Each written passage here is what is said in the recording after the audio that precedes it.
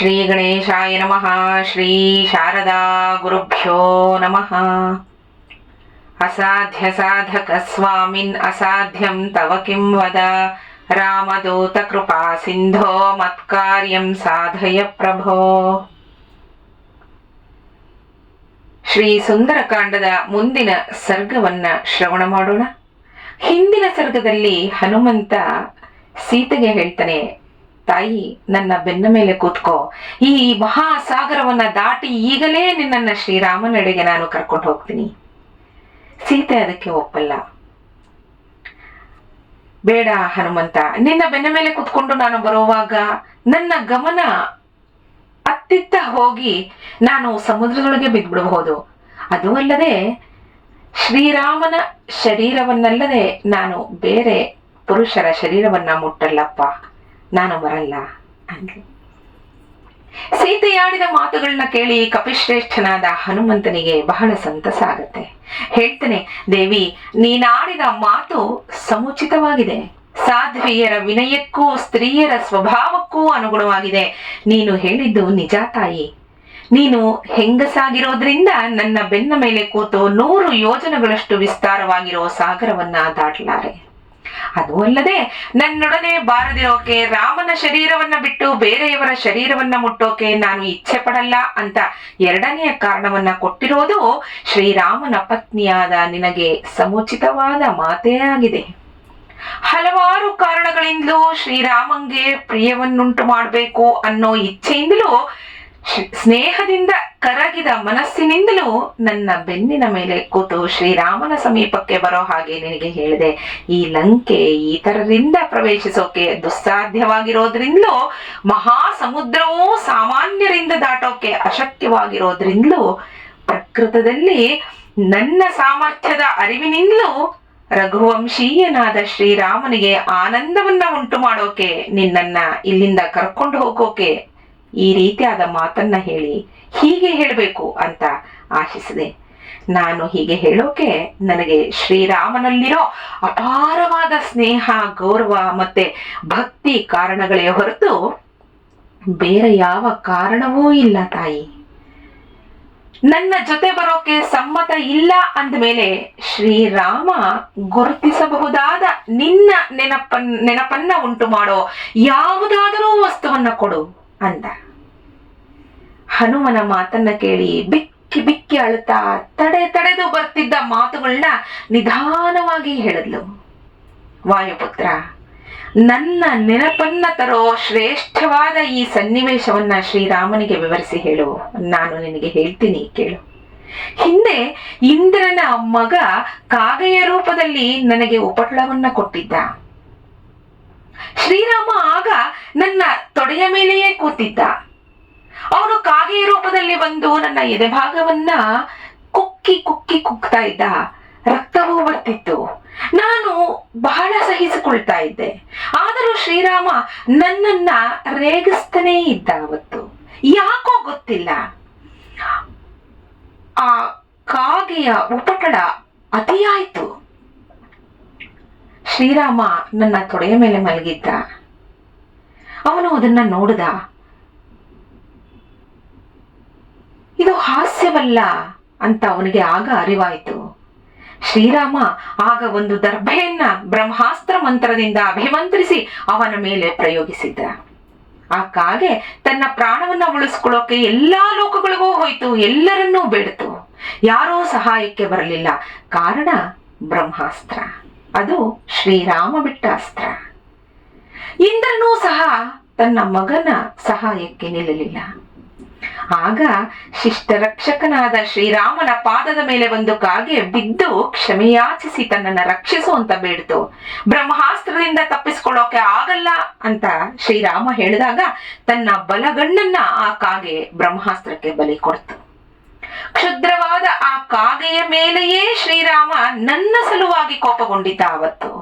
ಇನ್ನು ಈ ರಾವಣನ ವಿಷಯದಲ್ಲಿ ಕುಪಿತನಾಗ್ಲೇ ಇಲ್ಲವೇ?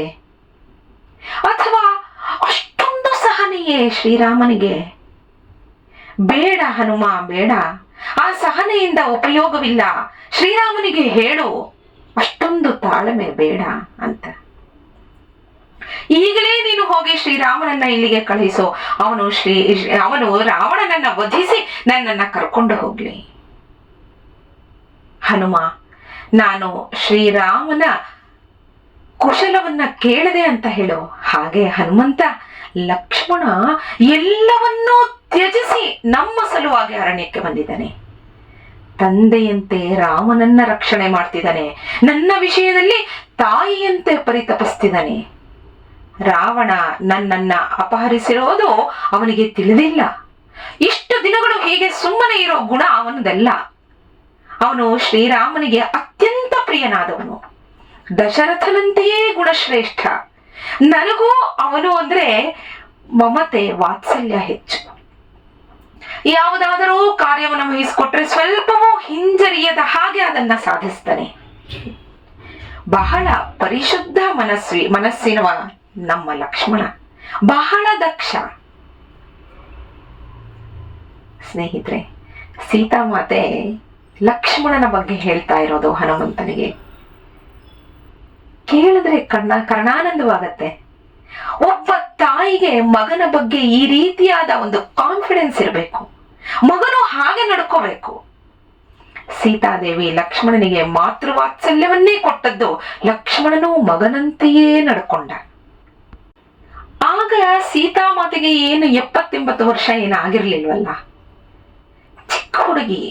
ಆದರೆ ಆ ಭಾವ ಬರೋದು ಎಷ್ಟು ಒಳಿತು ಕೇಳೋದಿಕ್ಕೆ. ನಿಜವಾಗ್ಲೂ ವಾಲ್ಮೀಕಿಗಳು ಬರೆದಿರೋದನ್ನ ಓದ್ತಾ ಇದ್ರೆ ಆ ಮಮತೆಯ ಮೂರ್ತಿ ಆ ಸೀತಾಮಾತೆ ಕಣ್ಣು ಮುಂದೆ ಬಂದು ಹೋಗ್ತಾಳೆ. ಅಷ್ಟು ಚೆನ್ನಾಗಿದೆ. ಅವಳ ಗುಣ ಸ್ವಭಾವವನ್ನ ವರ್ಣಿಸ್ತಾರೆ. ಆಹಾ, ಹೀಗಿರ್ಬೇಕು ಅಂತ ಅನ್ನಿಸ್ಬಿಡತ್ತೆ. ಹನುಮಂತನಿಗೆ ಸೀತಾದೇವಿ ಹೇಳ್ತಾಳೆ, ಹನುಮಂತ, ನಾನು ಇಲ್ಲಿರೋ ವಿಷಯವನ್ನ ಲಕ್ಷ್ಮಣನಿಗೆ ಮೊದಲು ತಿಳಿಸು. ಅವನು ನನ್ನ ದುಃಖವನ್ನ ಪರಿಹರಿಸೋಕೆ ಕಾರ್ಯದಲ್ಲಿ ತೊಡಗೋ ಹಾಗೆ ಅವನಿಗೆ ನೀನು ಹೇಳಲೇಬೇಕು. ನೀನು ಈ ಕಾರ್ಯನಿರ್ವಹಣೆಯಲ್ಲಿ ಪ್ರಮಾಣಭೂತನಾಗಿದ್ದೀಯ. ಶ್ರೀರಾಮನಿಗೆ ಪದೇ ಪದೇ ಹೇಳು, ನನ್ನ ವಿಮೋಚನೆಗೆ ಪ್ರಯತ್ನಿಸ್ಲಿ ಅಂತ ಹೇಳಿ ದಿವ್ಯವಾದ ಸೀರೆಯ ಸೆರಗಿನಲ್ಲಿ ಕಟ್ಟಿದ್ದ ಚೂಡಾಮಣಿಯನ್ನ ಹೊರ ತೆಗೆದು ಶ್ರೀರಾಮನಿಗೆ ಕೊಡು ಅಂತ ಅದನ್ನ ಹನುಮಂತನಿಗೆ ಕೊಟ್ಲು. ವೀರನಾದ ಹನುಮಂತ ಅದನ್ನ ತನ್ನ ಬೆರಳಿನಲ್ಲಿ ಇಟ್ಕೊಂಡ. ಸೀತಾದೇವಿಗೆ ನಮಸ್ಕರಿಸಿ ಹೊರಡೋಕೆ ಸಿದ್ಧನಾದ. ಸೀತಾದೇವಿ, ಶ್ರೀರಾಮ ಇಲ್ಲಿಗೆ ಬಂದು ತನ್ನನ್ನ ಬೇಗ ಬಿಡಿಸ್ಕೊಂಡು ಹೋಗ್ಲಿ, ಸುಗ್ರೀವನಿಗೂ ಹಾಗೆ ಇತರ ವೃದ್ಧ ವಾನರರಿಗೂ ನನ್ನ ಕುಶಲವನ್ನ ತಿಳಿಸು ಅಂತ ಹನುಮಂತನಿಗೆ ಹೇಳಿದ್ಲು. ಹೇಳ್ತಾಳೆ, ನೀನು ಈಗಲೇ ಹೊರಡಬೇಕಾ ಹನುಮಂತ ಅಂತ ಕೇಳ್ತಾಳೆ. ಹನುಮ ಮತ್ತೆ ಮತ್ತೆ ಅವಳಿಗೆ ಧೈರ್ಯ ಹೇಳಿ, ತಾಯಿ, ನಿನ್ನ ನಿಮಿತ್ತವಾಗಿ ಶ್ರೀರಾಮನಿಗೆ ವಿಜಯವು ಸಿದ್ಧಿಸಿಯೇ ಸಿದ್ಧಿಸತ್ತೆ ಅಂತ ಸಮಾಧಾನದ ಮಾತುಗಳನ್ನ ಪದೇ ಪದೇ ಹೇಳ್ತಾನೆ. ಹನುಮಂತನ ಸತ್ಯವೋ ಸುಂದರವೋ ಆದ ನುಡಿಗಳನ್ನ ಹಾಗೇ ಕೇಳ್ತಾ ನಿಂತು ಬಿಟ್ಲು ಸೀತೆ. ಅವನ ಮಾತಿಗೆ ಅಲ್ವೇ ಮೊರೆ ಹೋಗಿದ್ದು ಮೊದಲ ಬಾರಿ ಶ್ರೀರಾಮ ಲಕ್ಷ್ಮಣರು. ಪ್ರಯಾಣ ಹೊರಟಿದ್ದ ಹನುಮಂತನನ್ನ ಪುನಃ ಪುನಃ ಹಾಗೆಯೇ ನೋಡ್ತಾ ಇದ್ಲು. ಸೀತಾದೇವಿ ಹೇಳ್ತಾಳೆ, ಹನುಮಂತ, ಇವತ್ತು ಇಲ್ಲೇ ನಿಗೂಢವಾದ ಸ್ಥಳದಲ್ಲೇ ಇದ್ಬಿಡು, ನಾಳೆ ಹೊರಡು. ನಿನ್ನ ಪ್ರಯಾಣವನ್ನ ನಾಳೆಗೆ ಮುಂದೂಡು. ನೀನು ಇಲ್ಲಿದ್ರೆ ನನ್ನ ಈ ದುಃಖ ಇನ್ನೂ ಸ್ವಲ್ಪ ಹೊತ್ತಾದರೂ ಮರೆಯುತ್ತೆ ನನಗೆ. ನೀನು ಹೊರಟ್ರೆ ಮತ್ತೆ ನೀನು ಇಲ್ಲಿಗೆ ಬರೋ ವಿಷಯದಲ್ಲಿ ನನಗೆ ಸಂದೇಹ ಇದ್ದೇ ಇರುತ್ತೆ. ಅದೂ ಅಲ್ಲದೆ ನೀನು ಪದೇ ಪದೇ ಹೇಳ್ತಿದ್ದೀಯ, ಶ್ರೀರಾಮ ಕಪಿ ಕರಡಿಗಳ ಸೈನ್ಯದ ಜೊತೆ ಇಲ್ಲಿಗೆ ಬಂದೇ ಬರ್ತಾನೆ ಅಂತ ಹೇಳ್ತಾನೇ ಇದೆಯಾ. ಶ್ರೀರಾಮ ಲಕ್ಷ್ಮಣರಿಗೆ ದಾಟೋಕೆ ದುಸ್ಸಾಧ್ಯವಾದ ಈ ಮಹಾಸಾಗರವನ್ನ ಆ ಕಪಿ ಕರಡಿಗಳು ಹೇಗೆ ದಾಟೋಕೆ ಸಾಧ್ಯಪ್ಪ? ನನಗದಕ್ಕೆ ಸಂದೇಹವಾಗ್ತಾ ಇದೆ. ನೀನೂ ಇಲ್ಲಿಂದ ಹೊರಟು ಬಿಟ್ರೆ ನನ್ನವರು ಅಂತ ಯಾರೂ ಇಲ್ವಲ್ಲ ಇಲ್ಲಿ.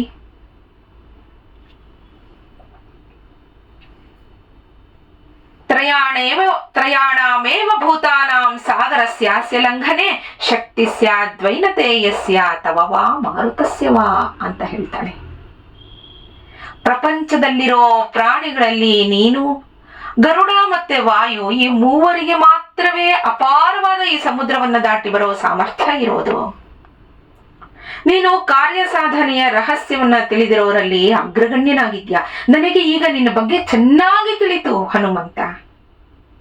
ಈ ಸಮುದ್ರವನ್ನ ದಾಟೋ ಉಪಾಯ ನಿನಗೀಗಾಗ್ಲೇ ಗೊತ್ತು. ನೀನು ಒಮ್ಮೆ ದಾಟಿ ಬಂದ್ಬಿಟ್ಟಿದ್ದೀಯಾ.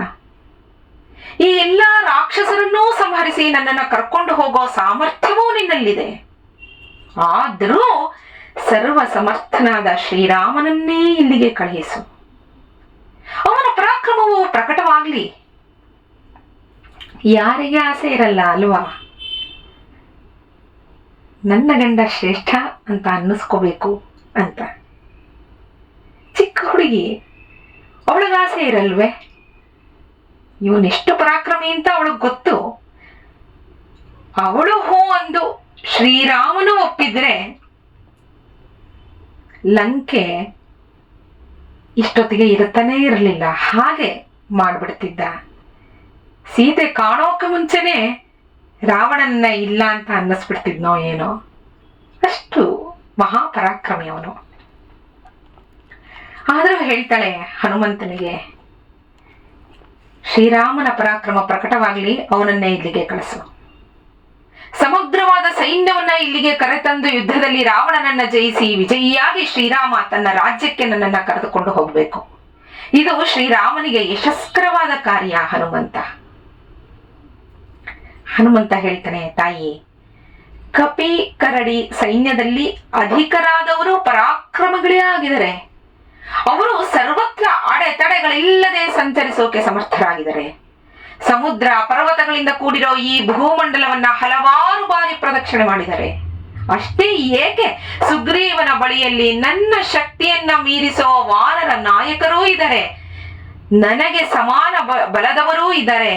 ಆದ್ರೆ ನನಗಿಂತ ಕಡಿಮೆ ಬಲದವರು ಯಾರೂ ಇಲ್ಲಮ್ಮ. ನಾನೇ ಸಮುದ್ರವನ್ನ ಹಾರ್ಕೊಂಡು ಬಂದಿದ್ದೀನಿ ಅಂದಮೇಲೆ ಅವರ ವಿಷಯ ಹೇಳೋದೇನಿದೆ? ನಹಿ ಪ್ರಕೃಷ್ಟ ಪ್ರೇಷ್ಯಂತೆ ಇತರೇ ಜನಾಹ ಅಂತ ಹೇಳ್ತಾನೆ. ಯಾವಾಗ್ಲೂ ಇಂಥ ಕಾರ್ಯಗಳಿಗೆ ಕಳಿಸುವಾಗ ರಾಜರು ನನ್ನಂಥ ಸಾಮಾನ್ಯರನ್ನ ಕಳಿಸ್ತಾರೆ ಹೊರತು ಶ್ರೇಷ್ಠರಾದವರನ್ನ ಅಲ್ಲ ಅಂತ ಹೇಳ್ತಾನೆ. ತನ್ನ ಶಕ್ತಿ ಸಾಮರ್ಥ್ಯದ ಬಗ್ಗೆ ದುರಭಿಮಾನವಿರದ ಹನುಮನ ವಿನಯ ಪೂರ್ವಕ ಮಾತಿಗೆ ಇದಕ್ಕಿಂತ ಬೇರೆ ನಿದರ್ಶನ ಬೇಕಾ?